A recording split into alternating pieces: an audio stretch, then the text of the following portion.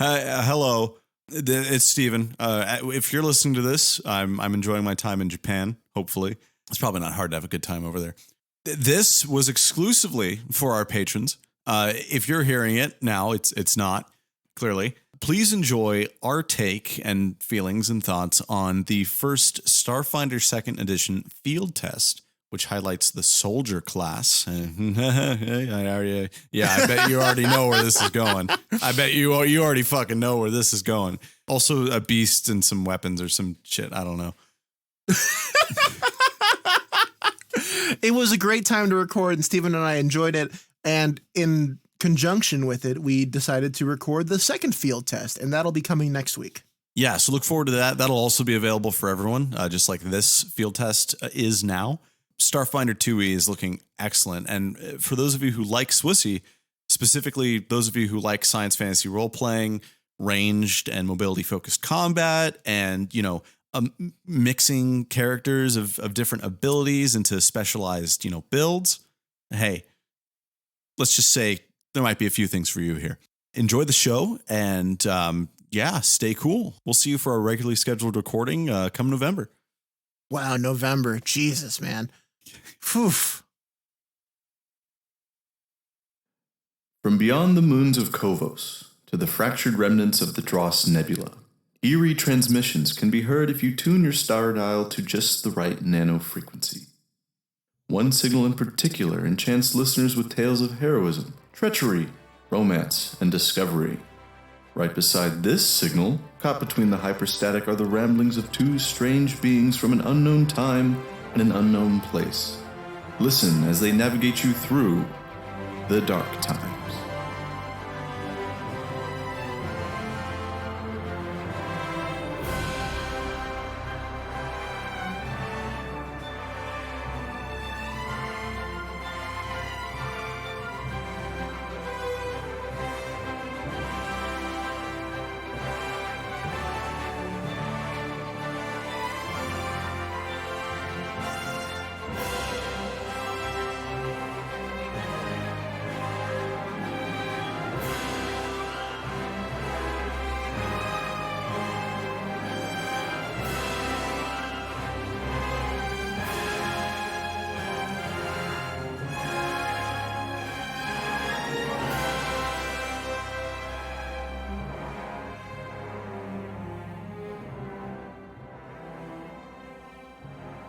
Hello and welcome to The Dark Times, a Starfinder 2nd Edition podcast.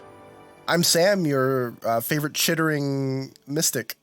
Oh, and I'm that kind of alien that's just like a fish guy in a bowl. But with like a robot body? Yeah. Like a sexy robot body? A sexy, like Metropolis, boobalicious robot body with a fish tank and a fish on top of it. I'm Steven, by the way. That's going to be great for first-time listeners of this show. Yeah. Steven, this is not our usual setup. These aren't our usual. This is not my usual house. No, this is not my usual wife. No, and Sam, it's actually double unusual because we aren't doing what we said we were going to do. Obviously, we are in the dog days of the darkest summer here. It is just coming to a close before we return to our regularly scheduled programming. However, something too exciting to ignore happened about 3 weeks ago that we wanted to talk about here on the pod more than anything else. More than the Ewoks, the second Ewoks movie. More than any sort of dramatic reading that we could, construe from the vast library of Star Wars short stories out there. Starfinder 2nd Edition was announced by Paizo. And with that announcement came a lot of information, including their first field test, which is not a play test, but rather kind of a sneak preview document. It honestly harkens a lot to like the old WEG and early Swissy releases about what the game's going to look like and what we can expect. And Sam and I loved what we saw so much that we had to bring it to you guys. Absolutely. But consider this the first of a possible new Dark Times. Yeah. As, depending on how this goes. And what if Paizo crashes and burns in the next year? Well, even if it does, Sam, there's still great news on the table. So, stay tuned for that. You ever played Starfinder, Sam? I've played, you and I have played Pathfinder 2nd Edition. Yeah. But I've never played Starfinder in particular. Starfinder's pretty fun. I like it a lot. There was a few problems I had with it that I think are going to be addressed by this new edition because, it's basically just hitting it with the Pathfinder 2E beam, which, as we know, automatically makes everything perfect. And also below. a one-hit KO. Yeah, in most stuff. But yeah, I played in this Starfinder campaign that ran, for a few months. I played a Skittermander. Do you happen to know about the Skittermanders, Sam? No, but the name sounds lizard-like. They are adorable. They're like a semi-reptilian, semi-insectoid, fuzzy alien species. They have 6 arms and are hatched from eggs and are just absolutely adorable. Think of like a 6-armed koala, pretty much, but they come in like pink, purple, blue, green, red. I love them. They're I love amazing. I was the pilot techie for my party and in a compelling adventure about returning a baby dragon to its rightful home. But then a few of the players were normies and backed out, so we didn't get too far into that. The Skittermander are funny because they were under threat of colonization by, I think they're called the Fisk or the Visk. They're the kind of the Trandoshans of the Starfinder world. They're the big, mean lizards. The Fisk weren't successful in colonizing the Skittermanders because the Skittermanders absolutely were unable to see their invaders as enemies. The Fisk showed up to the Skittermander homeworld and were like, give us all your resources. You are now slaves of the Fisk Empire. And the Skittermander's like, oh, yeah, you want a hand with this stuff? Sure, here's, we'll help you out. We'll build ships for you. We'll fix guns. Yeah, we'll be pals. We'll be buddies. Really, really great lore there. I love it. I didn't know you were such a Starfinder lore savant, Steve. Oh, that ends mine. That's the only, that's it. That is all the lore knowledge I had right there. Oh, well, yeah. This bodes well for us.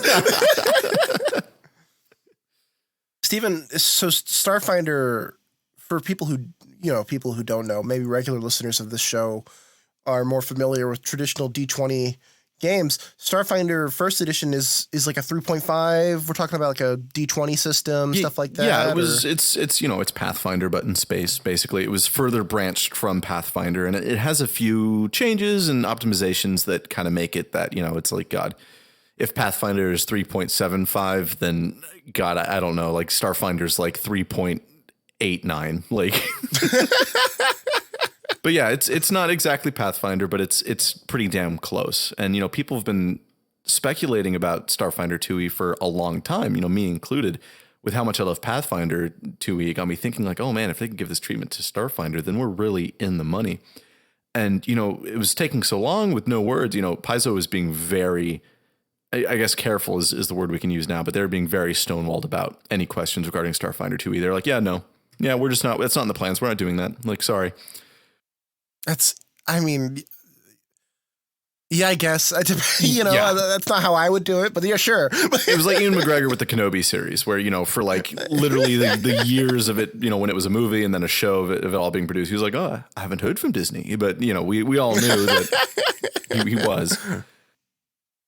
But now is like the perfect time for Starfinder 2e to come in. And I can see why they waited this long to even say anything. Because we got that OGL snafu behind us. Paizo has their own license, the ORC, the ORC. Yeah. Which we love. It's fucking fantastic. It virtually guarantees that, none of those nefarious consumer practices that Wizards is known for, nor like say Paizo turns evil or like you said, crashes and burns tomorrow. Everything that we love about Pathfinder and Starfinder will still be protected and available for everyone for forever. And these Pathfinder 2e remakes are slowly rolling out. Do you know about that situation? They're like remaking the books fully stripped of OGL content and also making some slight like balance changes a little bit. Really? Yeah, we're kind of getting like Pathfinder 2.5e basically, but they're just calling it a remake. I knew that they're doing the mini books, but I didn't realize they were doing like a full remake as well. Yeah, they're like re-releasing entire books that are like combinations of previous releases, and the now I got to get more books. Yeah, right. It's like, great. I just feel like I just bought all the Pathfinder 2e books. Now there's more to buy, but yeah, so that's happened. But they're still compatible with the old 2e. It's not like a full new versioning. It's mostly just an orc thing. It's mostly removing the OGL wording and stuff. Basically, like that, yeah. And they changed like divine, and they changed the wording with there's no like good or evil damage anymore. It's like divine and dark or something. Yeah, shadow, I think, like something like that, sinister maybe.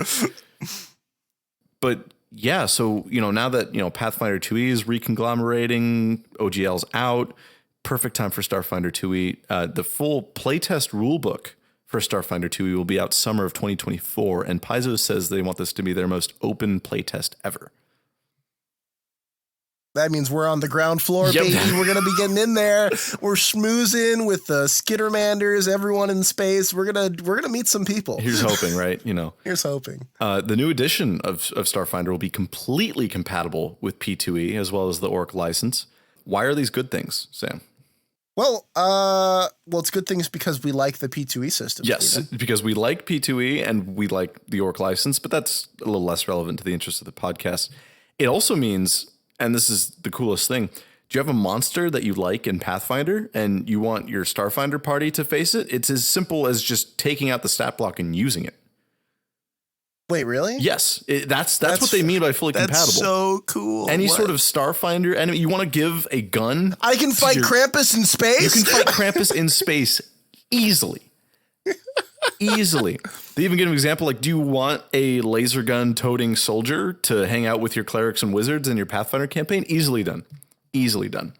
It really blurs the lines between these being two separate games, honestly. It's like we're just... Which I think is good. It's Yes. a good thing. This is great, actually. A fantastic thing, because there's classes and archetype combinations in Pathfinder that I'm like absolutely obsessed with, that I'll be able to play in a sci-fi setting, which, holy shit. Can you... And I personally think the action system is already perfect. Like, oh my God.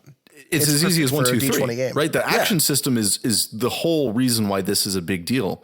And, not to mention Pathfinder's completely demystified encounter building. You just snap together combats like Legos. You get a number for how many enemies that you can put in front of your players based on their strengths and the amount of players in the party, and bam, you're there.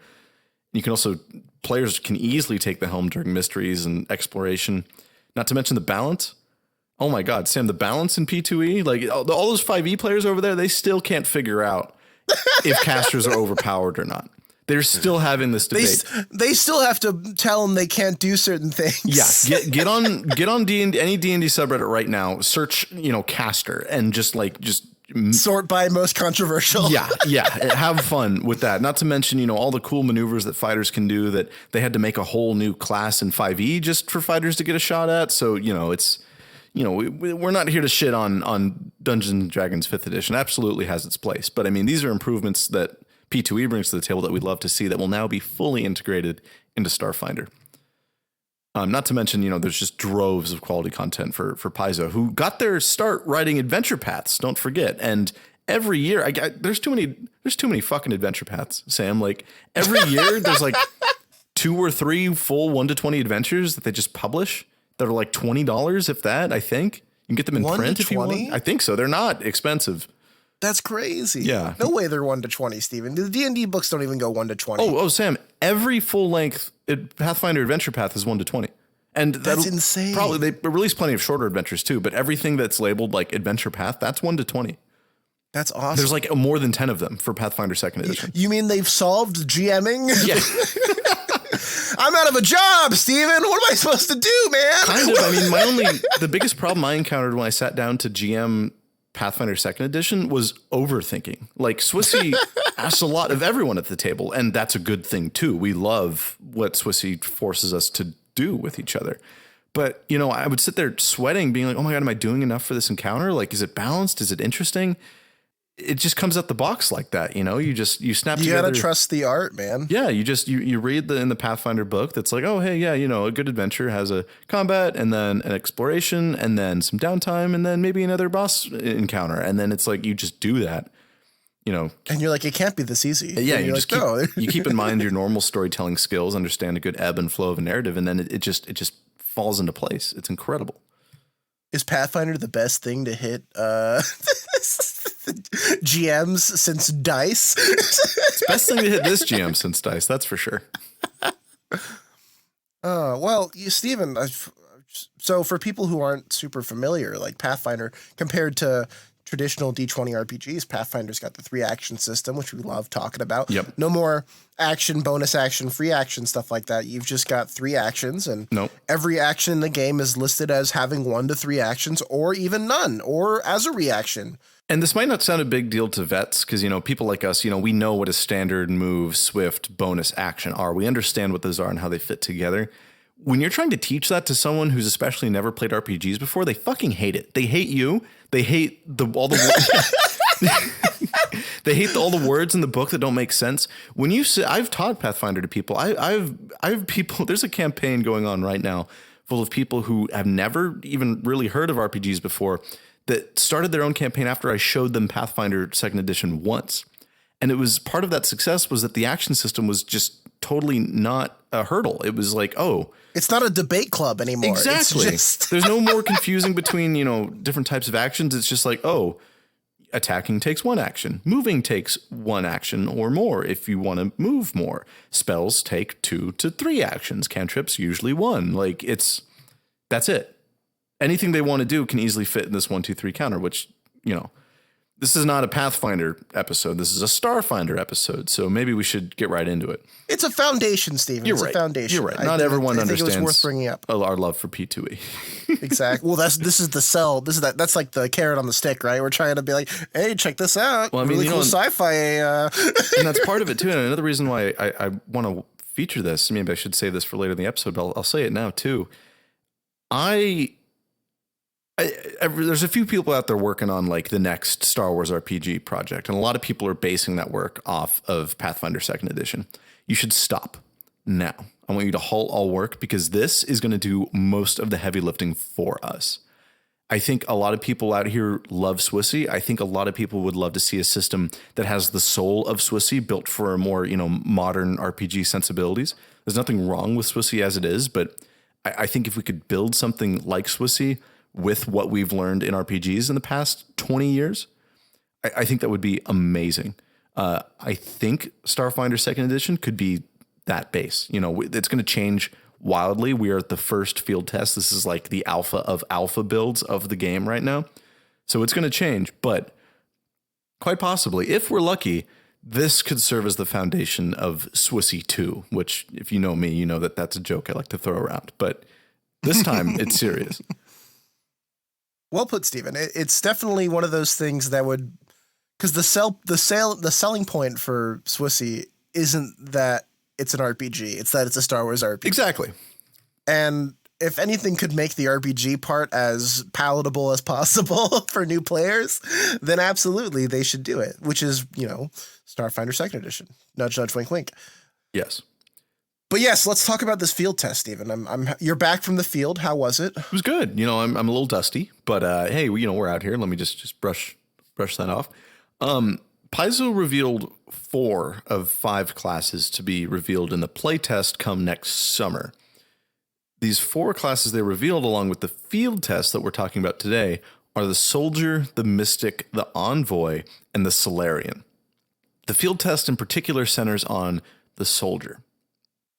They also revealed that Starfinder 2nd edition will have 6 base classes. Now, hold on. 6 base classes and the first one is named Soldier? Does that sound almost exactly like another game that we love? Maybe with 5 base classes where the first one's named Soldier? No, it can't be. And even the ones that they revealed, Soldier, okay. Mystic, huh. Now what could that be? Envoy? Oh, you mean like some sort of noble? Oh, Solarian? You mean the extremely lore-specific warrior that's in tune to the nature of creation and destruction across space? Now, where have I heard some archetypes like that before? I swear to God, if one of the other ones is techie, I'm going to shit my pants. The Soldier, in short, this is our tank. This is our heavy weapons guy and our all-around bruiser.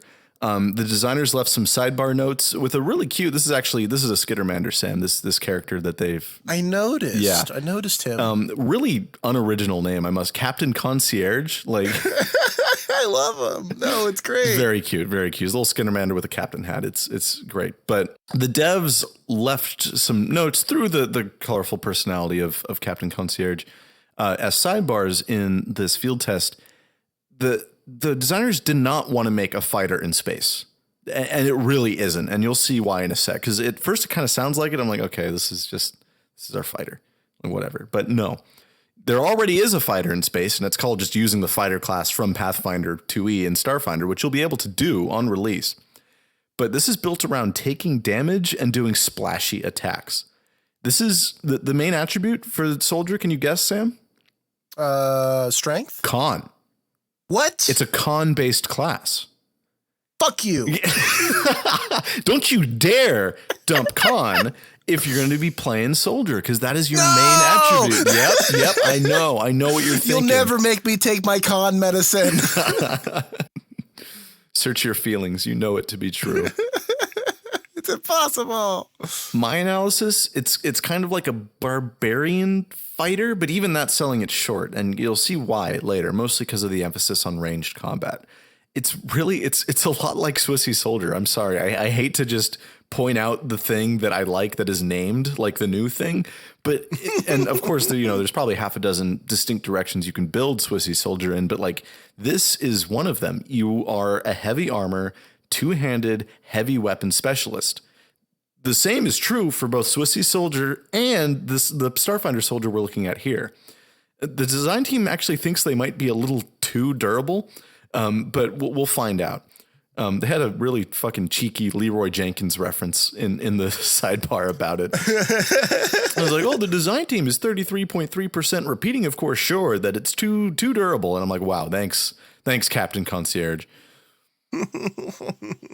So for those of you who don't know, this is it's a Pathfinder class, obviously, Starfinder in this case. So you've got a nice little page here that details everything about the class in one go. And I'll just go ahead and go down here. And Sam, if it's too long or too boring, you just go ahead and stop me, okay? Mm-hmm.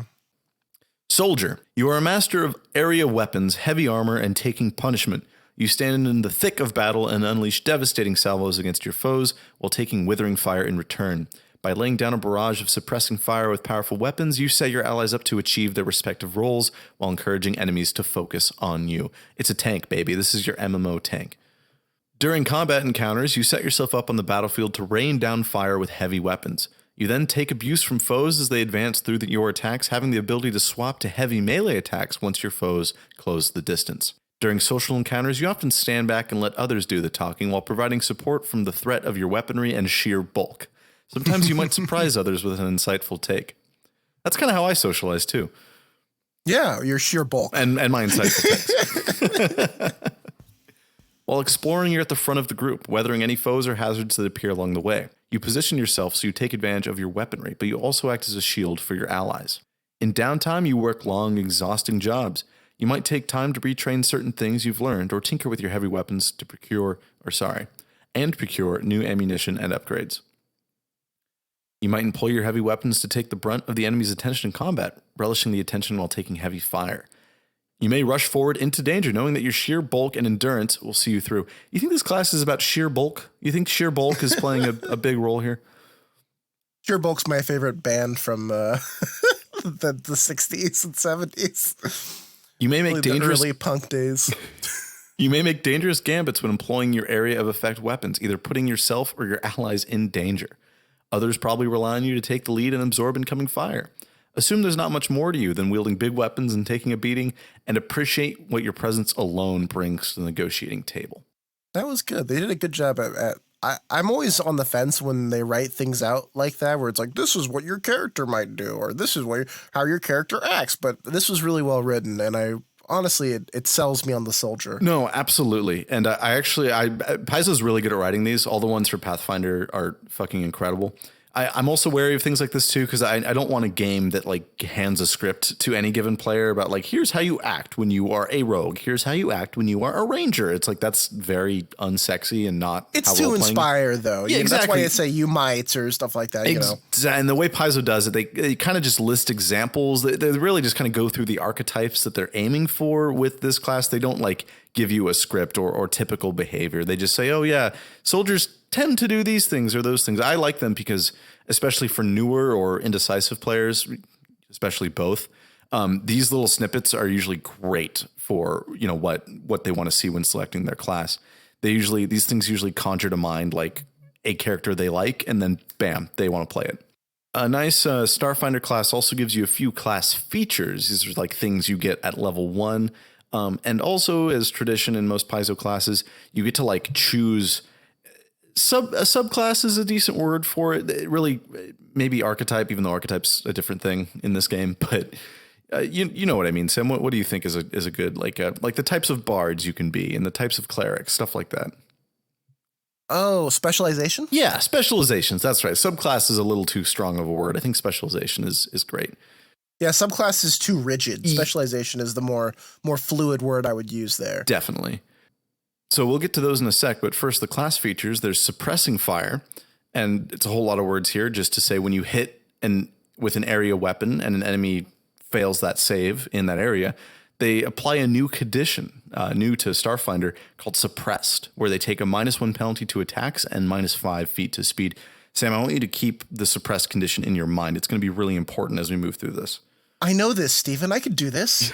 I know this. Suppressing people? Yeah, I know this. Right? It's still suppress an enemy? It's still here. It's But think about that. You know, think about Swissy as we move through this. Swissy, in my humble opinion, kind of really mastered ranged combat at the table. I really love how Swissy does ranged combat. And, you know, we're playing zero distance still. You know, we're flying around in space. It's still good. It still feels amazing. That's what I'm really unrelated, but that's what I'm really waiting for these field tests. Are we going to get a weird space combat that's going to suck, or is it going to be really good? It's something to watch. Starfinder 1E space combat was okay. I don't remember a lot of it. It is hex based though. That's pretty cool. Which is pretty cool and really emphasizes like directions. Like you not every weapon on your ship can hit every direction. Oh, because they're faced certain ways? Yeah, yeah. Faced weapons are important in Starfinder 1E combat. And I don't really, we had like one starship encounter, so I really don't remember. Very piracy kind of vibe, you know? Very, very piracy, very like traditional naval combat. But, you know, yeah, I'll be watching with bated breath as we see what they do with starship combat, because that's going to make all the difference in whether or not this is like the good base foundation for a potential, you know, Swissy 2. Another class feature is primary target. Oh, sorry, we'll step back to suppressing fire. That applies to your whole area that you're attacking. Like, if you attack a big area with lots of enemies, they all have to fail a save to get suppressed. And, you know, if it's a bunch of mooks, which, God, I hope in your case it is, they probably will. And that is so, so cool. Primary target modifies suppressing fire in an exciting way. When you make an attack with an area effect weapon, such as one with area fire or, get this, auto fire actions. Yeah, it's all here. Swissy's in here. They know. The DNA is here. Yeah, someone in here knows. Oh, you know, Owen C.K. Stevens is a lead. AC Stevens. Not on this. Yeah, but he's got to have a hand in this. Starfinder 1. Yeah, but if he's the lead designer for Starfinder 1, I bet he's at the table for this to some degree. We gotta find out. Wait, he wasn't in the credits. He wasn't okay. I was just about to check the credits. Field test. I checked. Okay, well, I'm sure he's part of this in some degree. I'm sure he's consultant. Yes. When you make an attack with an area of effect weapon, such as those with area fire or auto fire actions, this is the primary target feature. Right? Yeah, so we're still in the primary target class feature. You can choose to make a ranged attack roll against a single creature, either adjacent to the center point of the attack or the closest within a cone or line. A lot of words just to say a guy who happens to be close to the center of your area. Whoever you aim at the most. Yeah, pretty much. Whoever you want to, effectively based on how you aim. Instead of requiring that creature to make a save, if you hit that target, they're just automatically suppressed. Yes, you make a roll instead of inquiring a save, right? Yes. There is no save that they make if you choose them as your primary target. If you choose a primary target at all, no saves at all. If you hit them, they're suppressed. Heck yeah. That's pretty much a Swissy talent too. I mean, I'm really thinking about all the various heavy weapons. Like that's God, what is that? That's the one that your Duros likes. Prime target. Prime target. Oh my God. Look, prime target, primary target. Come on. And now here we are at the class specializations for soldiers. They're called fighting styles. Armor Storm. Basically, as long as you're wearing heavy armor, you're never damaged by your own attacks. That's pretty cool. Period. That's it. I honestly didn't think that was going to be a problem, but Well, if you're standing in your own area attack, that's fair. Yeah. Bombard is the second fighting style. It lowers the DC for your allies to save against your area effects, which is hilarious. The implication that you're going to be hitting your allies with your effects. Yeah. And then there's close quarters, which, I'm a bit of a melee bitch. So I'm actually I'm going to be completely open. I'm very excited about this third one more than the others. When you successfully strike with a two-handed melee weapon, they are suppressed until the start of your next turn. So that gives you suppression on your melee weapon. You also get a reaction called Punitive Strike. If a suppressed creature in your reach uses a manipulate or move action, basically a spell or moving, or leaves a square, you bonk them. And if you crit, it cancels the triggering action. This is an attack of opportunity. Oh, and for those unfamiliar, Pathfinder 2nd Edition, creatures don't just have attacks opportunity. It's a special action you have to have. That's correct. Classes have to work their way into having attack of opportunity. I believe only fighters start with it. And then I believe there's other ways for, I think, like Monk and maybe some other fringe case I'm not thinking of, where you can effectively get a literal attack of opportunity or something that is really damn close. Yeah. Mm-hmm. But this is one of those things where it's kind of an attack of opportunity, but it's also unique to the soldier. Yeah, it requires specialized conditions, a penalty that only soldiers, so far as we know, have access to. Really, really, really cool. This actually ties into a feat that I'm going to show you here in just a sec. Steven, can you, really quick, how many reactions do you get? You only get one reaction per round? You get one reaction per round in Pathfinder. Okay. Yeah. Not different from Swissy. Or Swissy will give you as many reactions as you have triggers for. Which honestly, I prefer that. I think that's way more fun because you can do some ridiculous shit. Yeah. So feats. This is this field test, which I recommend checking out for yourself. Regardless of whether or not you're listening to this. Do look through. It's a level 1 to 5 guide basically for the soldier. We have feats. A plethora of soldier feats going all the way up to level 5 here. I've selected 3. We probably wouldn't be fun and don't have the time to go through all of them. It's more fun to save some for you to go read up exactly later. Level 1 feat, this is one I was talking about. Quick swap. As a reaction, stow your current weapon and draw another two-handed weapon when a creature moves adjacent to you. Oh. Mook closes the distance and gets next to you. Guess what? Your sword is already out. And you're gonna hit him with the close quarters fighting style immediately. I've got my two-handed energy hammer here, just waiting for someone to get close enough. It was just right here. It's it was just I was on my back. I just pulled it out. They step up to you. Reaction to draw. Next turn, they maybe prepare a spell or do something stupid. You hit them. You hit them hard. Do something stupid like try and cast a spell. Yeah. Suppressed idiot. Yeah. Or try to move away from you. Say, you get one hit off, they try to move, you're going to hit them again. Menacing Laughter, level 2, another classic feat, very reminiscent of a lot of things you can do in Swissy. It's one action. You can attempt intimidation checks to demoralize each creature within 30 feet that you suppressed this turn. What does demoralizing do in this system again? Let's look it up. I know it's like a condition, though. It is. I want to say it's a penalty to, oh God, like reflex? Oh, that's right. So demoralizing can give the frightened condition, which is a penalty to all your checks and DCs by the frightened value. So by default, that's going to be frightened 1. So it's a -1, all your checks and all your DCs. And at the end of your turn, the value of the frightened condition decreases by 1. That's really good. Definitely. So if you critically succeed on frightened or on demoralizing, you get frightened 2. So you're -2, and then next turn you'll go down to -1. That's how frightened works in P2E. In a system where hitting 10 below an AC is an automatic miss is so That's another thing I forgot to mention about why we love fail. Pathfinder is the crit system.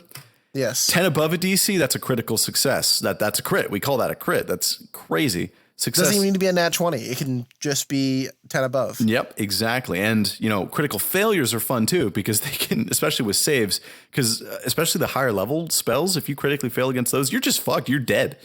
You're done. Oh yeah. So if you just turn everyone in the cone into a -2 fool. Exactly. And then best case scenario, you launch a huge salvo against a bunch of stupid fucking mooks, maybe some laser wolves. We'll get to those in a sec. Not only did you just hit them all with suppression, not only did you just deal 20 to 30 damage to each of them, now you say your intimidation goes well, they all get -2 on all their checks and DCs. The encounter is over. There isn't much left after that. And then the level 4 feat I wanted to feature was Punishing Salvo, which is a lot of words to put simply. If your last action was a strike, an attack on your primary target, you remember primary target, Sam, you can just make a second attack. This one can't be an area attack, and it won't count as an area attack, though it can be made with any weapon. But yeah, just an extra attack. That's it. That's great. That's so good. I love it. I mean, extra attacks are hard to come by in this. Well, I mean, they're easy to come by in this system, but without a, is this without a? This is a reaction, attack? yeah. That's so good. Oh, it's a reaction.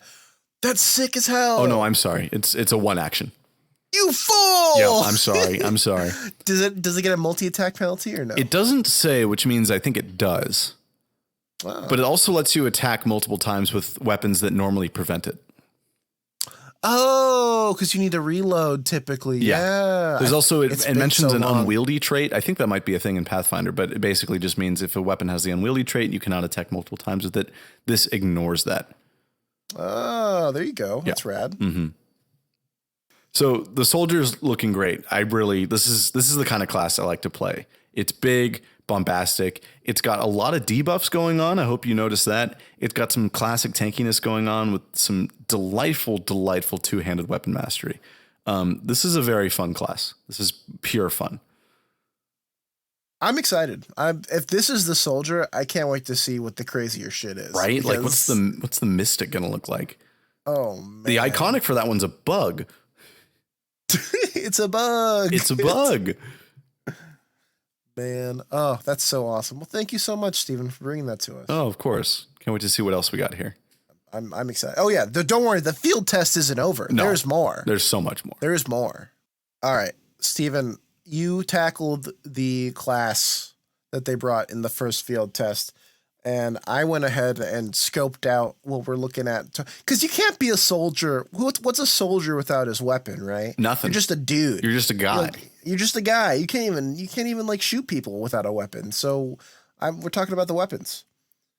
Just like in Pathfinder 2nd Edition, ranged weaponry in Starfinder 2nd Edition requires an attack roll. Ranged attack rolls use Dex as their ability modifier. It's a D20 roll plus your Dex mod plus your proficiency bonus plus any other bonuses you might get and penalties. All weapons are split into simple and martial weapons. Depending on your class, you'll have training in either of those. And they have the following statistics.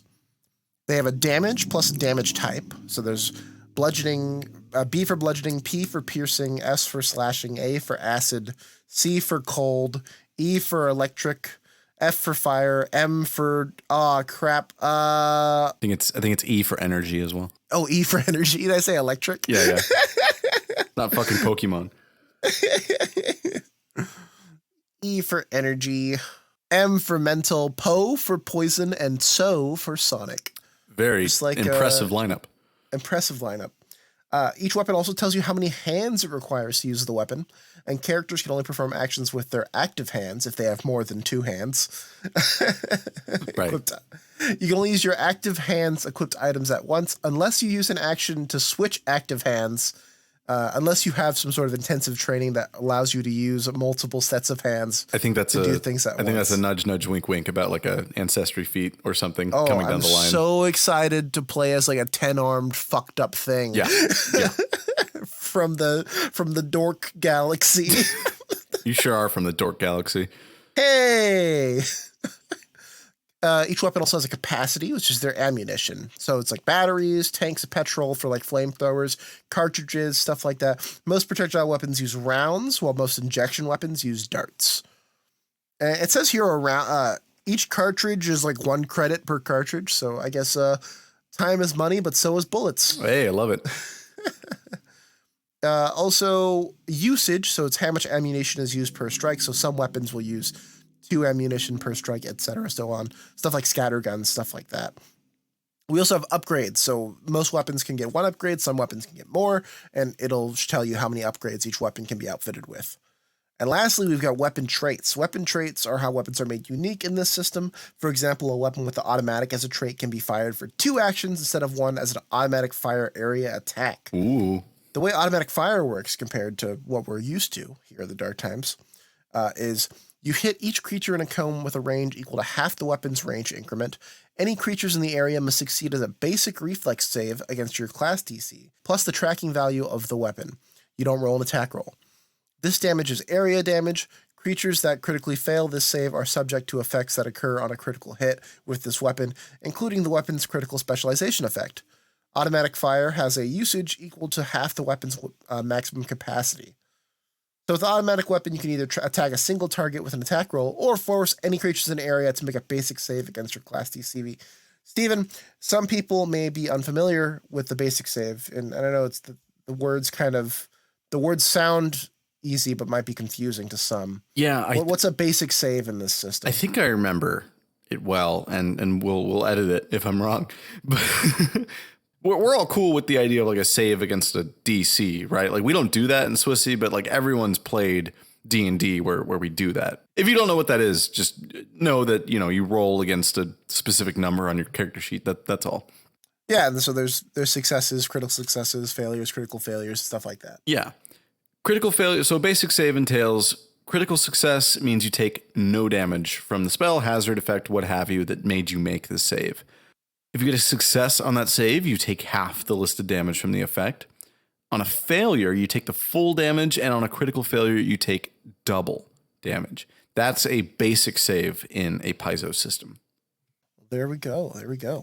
Other traits include analog.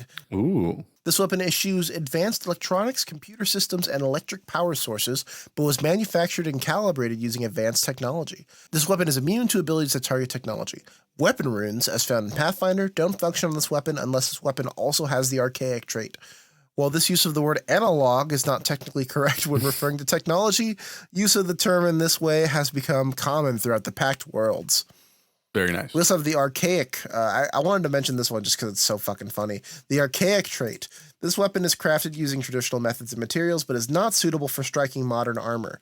All weapons from Pathfinder 2nd Edition have the archaic trait. Nice. Weapon runes, as found in Pathfinder, function normally with archaic weapons. When a creature with non-archaic armor takes damage from an archaic weapon, that creature gains resistance 10 against the attack. Very cool. Isn't that cool? I love it. So instead of being like, how do we balance the swords that already deal 3d8 to the guns? Well, you make everyone have resistance 10 against the sword. It's pretty Kiss, I must say. It's pretty keep it simple, stupid. I like it. I love it. We also have the tech trait. Weapons with the tech trait incorporate electronics, computer systems, and power sources.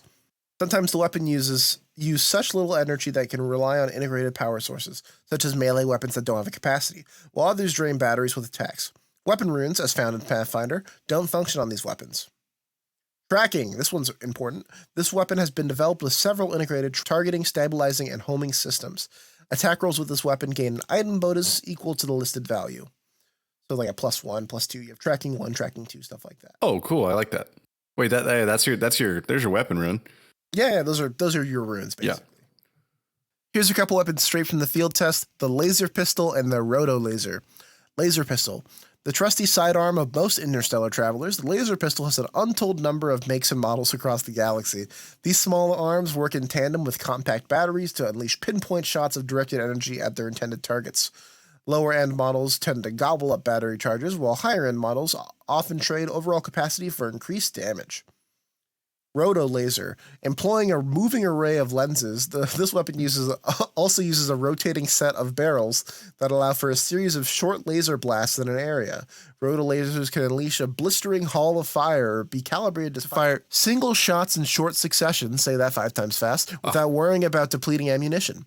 They straddle a line between being a full area suppression weapon and a tactical rifle, though paying for that price in weight. That's fine, Sam. That's very good. Yeah, very colorful fiction. Great work. Everyone clap for Sam. Oh. No stats? Oh, well, Steven, there's different levels of weapons. So that's why there's no stats for those. The weapons there's different kinds of levels. There's commercial, tactical, and advanced weapons, which I like this. I like how this is done. Commercial weapons are exactly that. No fancy upgrades and lower capacity, perfect for the level 0 creep to threaten your party with before getting completely obliterated by your level 5 soldier. Tactical weapons are more our speed. They got higher capacity, typically a basic tracking upgrade, which is a +1. Nothing to sneeze at. Advanced weapons are how you know you've made it to the top of some corpo shit list if the goons he's sending after you are rocking these bad boys. Even higher capacity, higher damage, typically more dice of damage, and a whopping 2 upgrade slots as well. These bad boys mean business. Man, what other game? It's so familiar. That's so cool, Sam. I love that. But what other game have I played that uses some sort of tiered equipment system that denotes the threat and also availability of that equipment? Does that sound familiar to you? Some sort of category of availability? You'll have to make a knowledge bureaucracy check to... Very good. Oh, man. That's great. Well, we're not done yet. We're not done.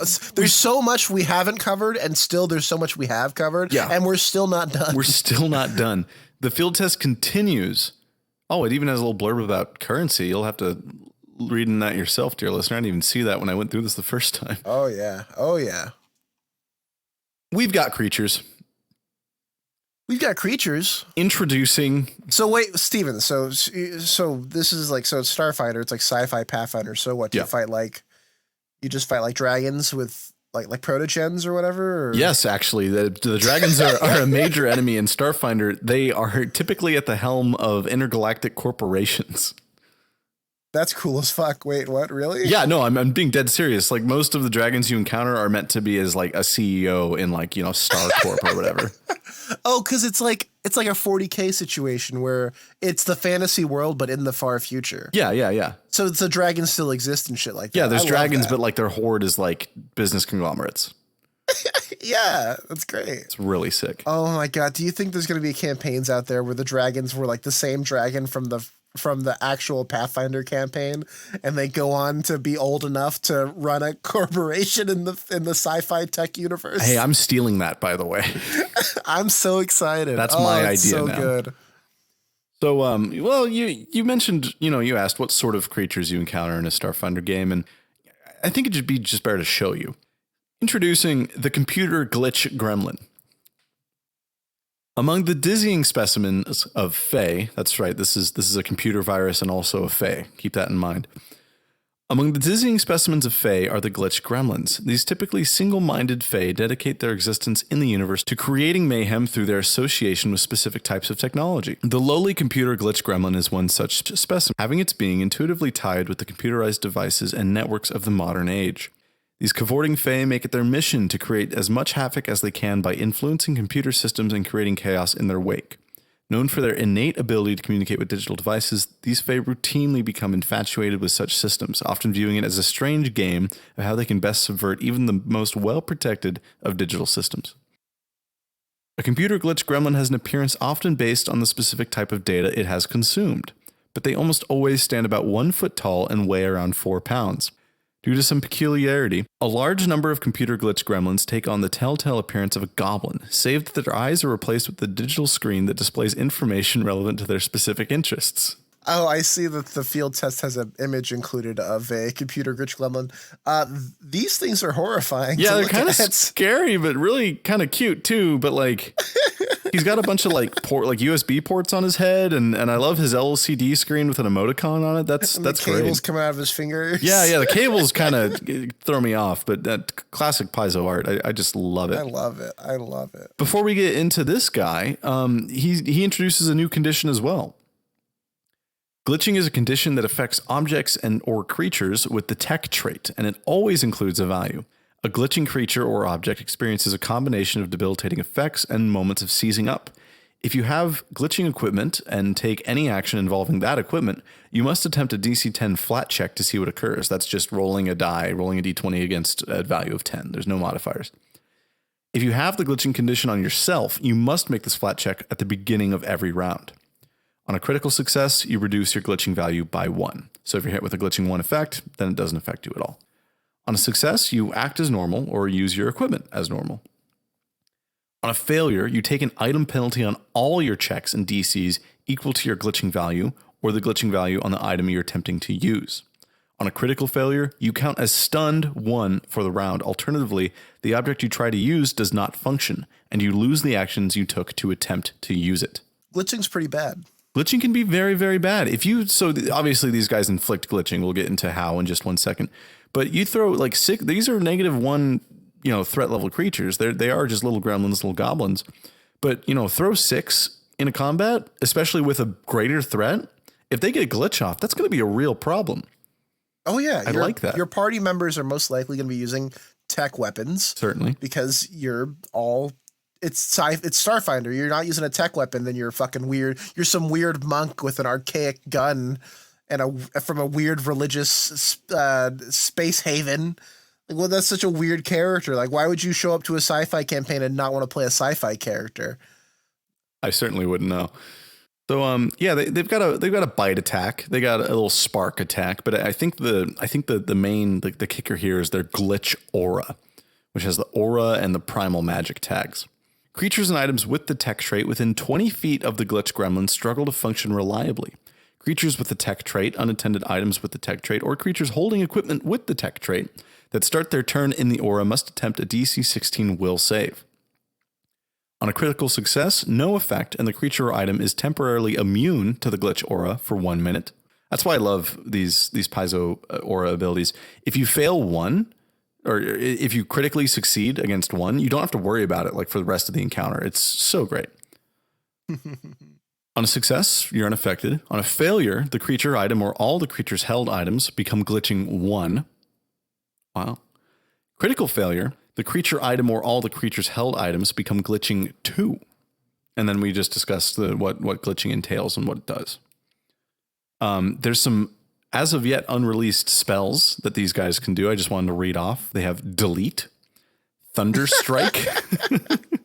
Delete's a great spell. Delete is a really good spell. As well as Figment and Recharge Weapon. Oh, it says Figment will appear in the new Pathfinder book coming out. And Thunderstrike, yeah. And Thunderstrike. Oh, yeah, sure enough. Sick. I'm excited. I'm very excited.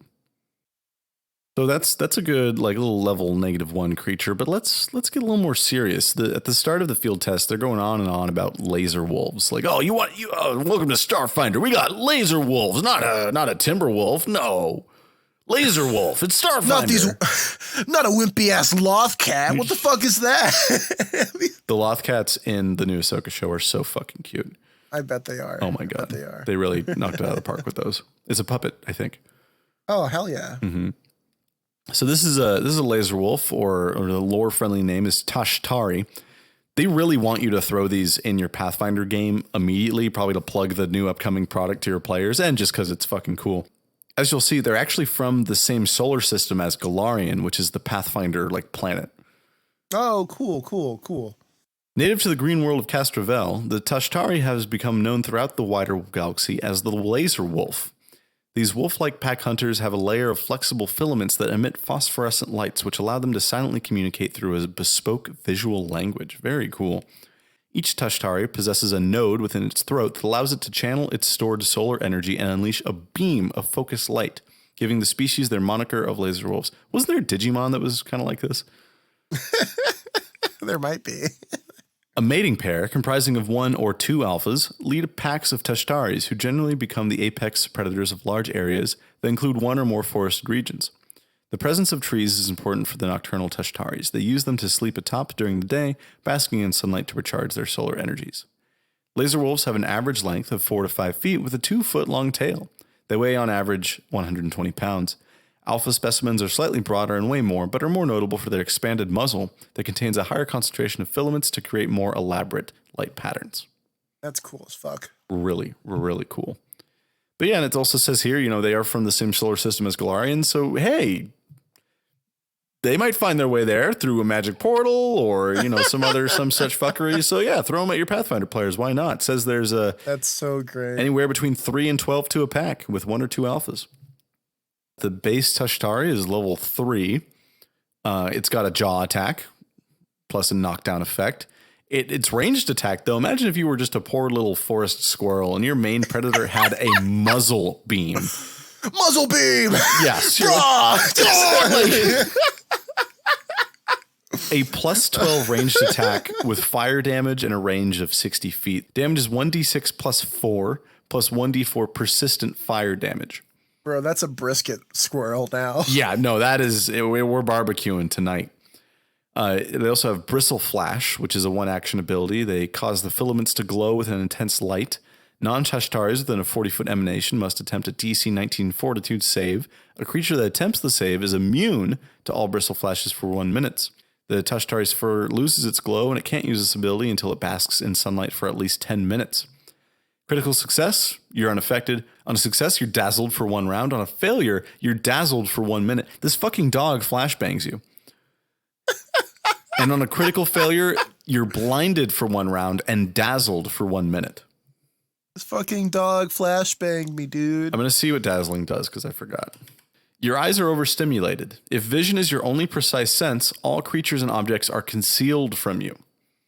And concealed is just, we won't go over Pathfinder concealment right now, but it's good, I promise. It's better than Swissies, which isn't really defined. And then we also have a stat block for a Tashtari Alpha here, which is a creature level 5. It is identical, but instead of, it also has Bristle Flash, but it also has another ability, a 2-action super ability called Solar Cry. A searing rainbow erupts from the Tashtari Alpha's mouth as it throws back its head to unleash a powerful muzzle beam that soars into the sky. The beam then splits into countless rays of multicolored light that crash down in every direction. Just a wolf, by the way. Dealing 4d6 fire damage to each non-Tashtari in a 20-foot emanation. DC 19 basic reflex save. A creature that critically fails its save is also dazzled for 1 minute. Other Tashtaris in the area recharge their daily use of Bristle Flash. The Tashtari Alpha's glowing heart dims, and it can't use this ability until it recharges by basking in sunlight for over an hour. So funny. So hold on a second. This is what they're positing as Starfinder's basic fucking wolf. Your first encounter. It's a creature 5, Steven. So it's a level 5 creature. So let's not. No, fuck you. It's fine. Your second encounter at the table. Dear God. For sure. It's a level 3 base creature. It's got a level 5 mini boss with it. All these dogs can flashbang you and shoot lasers, and then the alpha can recharge the whole pack to keep flashbanging everyone. That's so fucking cool. Yeah, it is really cool. God damn. And it shoots fucking rainbow into the sky that rains down on you like a bunch of fucking like Gundam missiles. I do love it a lot. It's badass. super sick. Wow. I'm so excited, Steven. This is very exciting. There is a lot to be excited about. Man, do you have any hopes, any high hopes for Starfinder? Anything in particular you're like, I hope this gets into Starfinder 2nd edition? I hope, and I've hinted at it already, I hope it is such a system that we could maybe, not me, not you, not alone, could construct like Swissy 2E out of it. Oh, I genuinely hope that it would be easy to run Star Wars content with this. Other than that, I think it's going to be a very promising baseline for sci-fi adventures, especially if you already love Pathfinder. And if you don't, give it a go. I think you will. Yes. No better way to prepare for Starfinder than that. There's plenty of really cool Pathfinder adventure paths out there as well. Oh, yeah. And those classes are awesome, too. I'm so excited, Steven. It's so I'm excited to be back in the podcasting saddle. It feels really good. We shook the rust out, and it feels nice. After our little stint on Tatooine, it's nice to be back Seriously. in the podcasting cockpit, ready to So explore much the sand. galaxy. So much sand. We're still kicking it out of our boots, man. It's crazy. Yeah. Why do people go there? Why do so many people go there? Just, it seems like something's always happening despite nothing happening at all. It's like the center of the galaxy, but it's also the outer rim. Like, Yeah. what the fuck's going on? Oh, man. Well, that's all I got for tonight, Sam. Yeah, that's all. I mean, that's all they wrote, huh? That's pretty much it. That's the end. Yeah, that's it. There's still some things we didn't brush over, like credits and some feats, but like do dig into it, please. Please. We had to leave something for you we had to leave something on the table to bait you into reading the field test. Absolutely. Listener. Well, The Dark Times is produced and edited by me, Sam. Steven's my co-host. You can reach out to us on Twitter at DarkTimesSWSE or email us darktimesswse@gmail.com. Review us on Spotify, Apple Podcasts, where we get your shows. And if you're listening to this on the Patreon, hey, thanks for supporting us for The Darkest Summer. We really appreciate it, and we hope you enjoyed this as inclusive content. This may get public release at some point if you listen to this on the public channels. That's awesome. That means some more Starfinder stuff came out, and Steven and I are doing more Starfinder stuff as well. We really appreciate you sticking with us, and we're excited to see what else we can do with The Dark Times. I couldn't have said it any better myself, Sam. Thank you so much, and we'll catch you on the next wave. Length. Ugh. Please don't end our podcast with the word length. Length.